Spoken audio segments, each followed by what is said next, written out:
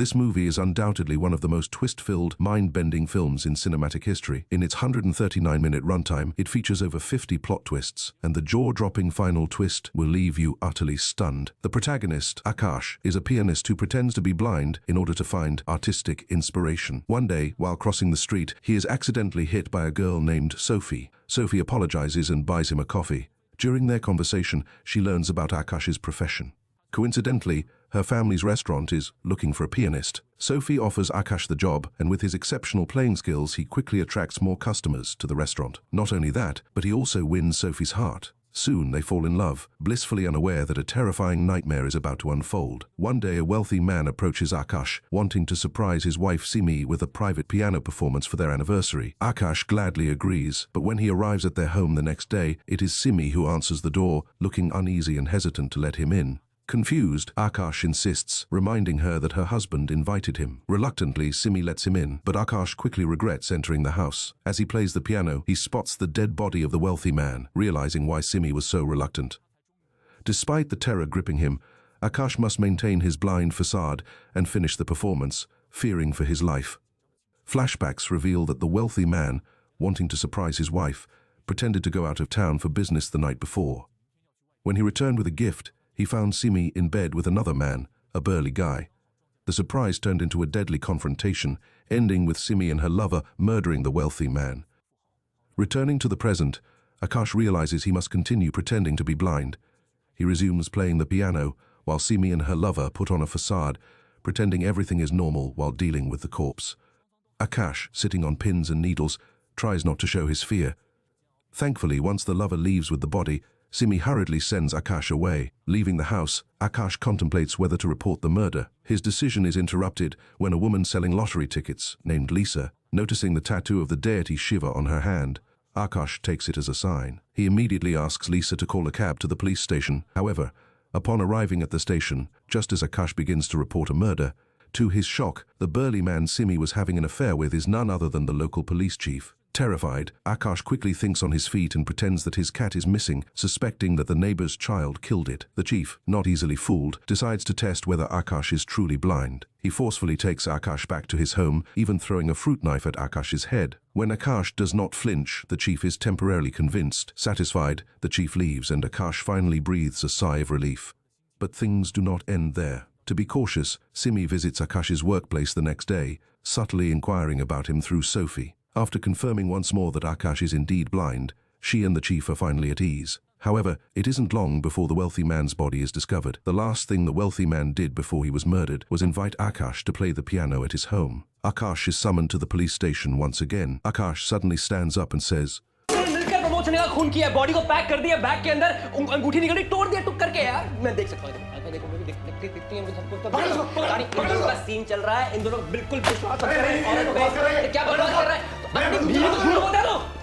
But then, Akash obediently signs his statement. It turns out that everything he had just imagined was a figment of his mind. He wanted to tell the truth, but reality did not allow him to do so. How could an ordinary citizen like Akash fight against such authority? The scene shifts to the wealthy man's funeral. Unexpectedly, a nosy neighbor approaches a police officer after the funeral, claiming that Simi has been lying all along. She saw another man enter the wealthy man's house before Akash arrived that day, and she suspects that this man might be the killer. The neighbor, unaware that the man is the police chief, doesn't know about Simi's relationship with him. The next day, while the police officer is reporting to the chief, he mentions the neighbor's remarks. The chief, instantly alarmed, informs Simi, who then casually engages the neighbor in conversation. Taking advantage of a moment of distraction, Simi pushes the neighbor down the stairs. Unfortunately for Akash, he witnesses this incident too. At this point, he is utterly frustrated, wondering why he keeps seeing things he shouldn't. Simi doesn't think much of it. The police later conclude that the neighbor's fall was an accident. Although the situation seems resolved, Simi remains uneasy. She visits Akash's home uninvited to confirm whether he is truly blind. She drops a few drops of an unknown liquid into his coffee right in front of him. If Akash is truly blind, he would drink the coffee without hesitation. If not, it would reveal his pretense.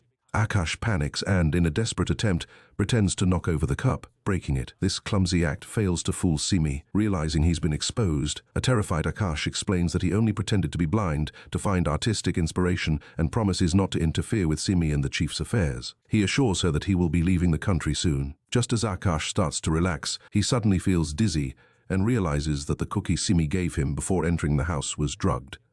He collapses on the spot. At that moment, Sophie arrives outside Akash's apartment, possibly offering him a final chance at rescue. However, Sophie encounters a young boy downstairs who has always suspected that Akash was pretending to be blind. The boy secretly filmed Akash faking blindness and showed the video to Sophie. Sophie decides to confront Akash, but when she knocks on the door, it is opened by a half-naked Simi. Sophie then sees Akash, also half-naked, lying on the bed like a dead pig, with Simi beside him, looking innocent and explaining that things are not as they seem, treating Sophie as if she were a fool. Misunderstanding the situation, Sophie thinks Akash has been deceiving women by pretending to be blind. Meanwhile, when Akash wakes up again, he finds that he can't see anything. It turns out that Simi didn't poison him to kill him, but to make him genuinely blind, as no one would believe the words of a blind man. Realizing the truth, Akash is devastated, but must face this harsh reality. When the police chief learns of the situation, he berates Simi for not killing Akash outright. Although Akash is now blind, he remains a threat as long as he is alive. Just as Akash is about to leave with his passport and cash,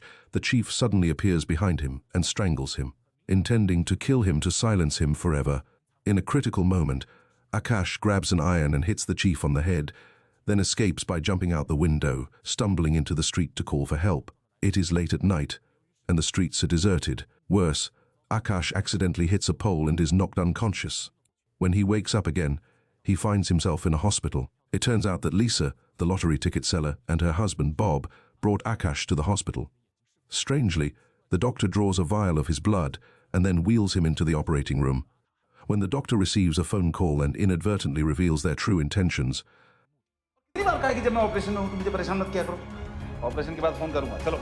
Akash realizes they plan to harvest his organs and then dispose of his body on the railway tracks, ensuring that when the train passes over his body, no one will know that organs are missing. Realizing the truth, Akash desperately pleads for his life, swearing by Lisa's Shiva tattoo that he can get them 10 million rupees if they let him go. But the doctor and his team don't believe him, thinking it's a lie Akash made up to save himself. Just as the doctor is about to operate, Lisa suddenly realizes, how did Akash know about her tattoo?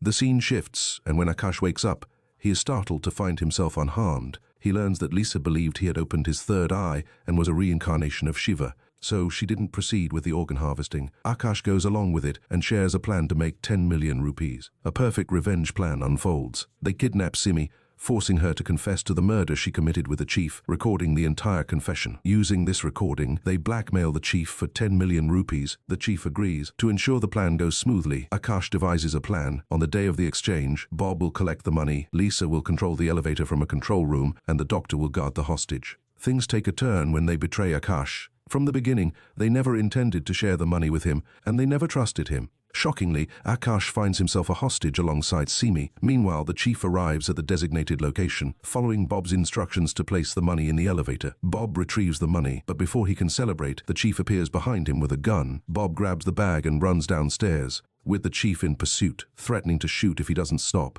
Driven by greed, Bob ignores the threats. The chief, out of options, shoots and hits Bob in the neck. Extracting the location of the evidence from the dying Bob, the chief rushes to the control room to retrieve it from Lisa. However, upon hearing the gunshot over the phone, Lisa cuts the power, trapping the chief in the elevator. Panicking, the chief shoots at the elevator, only for the bullet to ricochet and fatally wound him. Lisa, surviving the ordeal, rushes Bob to the hospital, but it's too late. To her despair, the 10 million rupees they risked everything for turns out to be counterfeit. Meanwhile, Simi realizes her precarious situation and convinces Akash to cooperate, offering to help untie him if he removes her blindfold afterward. Akash agrees, but he forgets that once free, Simi's advantage of sight would make her more dangerous. Once freed, Simi quickly finds a tool to untie herself, then grabs a cane and starts beating Akash.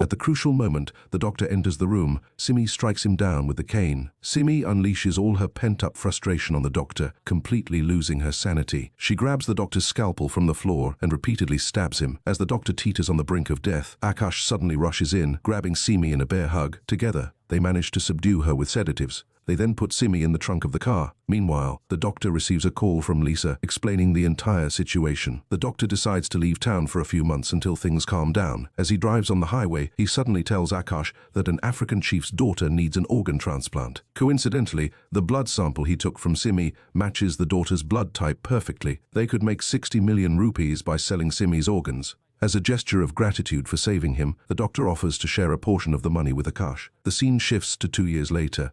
Sophie, finally moving on from her emotional trauma, is traveling in Europe. She happens to pass by a bar and sees a poster with Akash's picture on it. Curious, Sophie enters the bar and finds Akash playing the piano.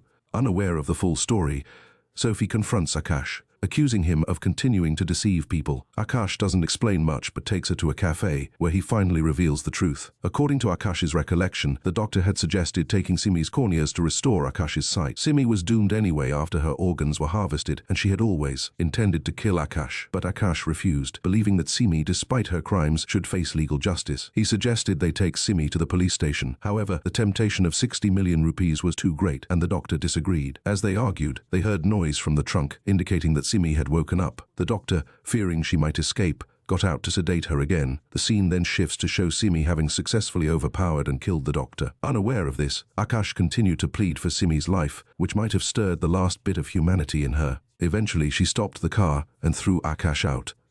But the story doesn't end there. As Simi drives away, she makes a U-turn, intending to run Akash over.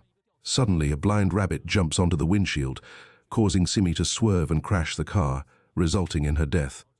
With the help of his friends, Akash finally makes it to his dream destination, London. After hearing Akash's story, Sophie regrets that he didn't follow the doctor's advice to take Simi's corneas, as she believes it was the punishment Simi deserved for all the lives she took. Akash doesn't respond directly, but walks away after bidding Sophie goodbye. The film ends with a powerful and shocking scene.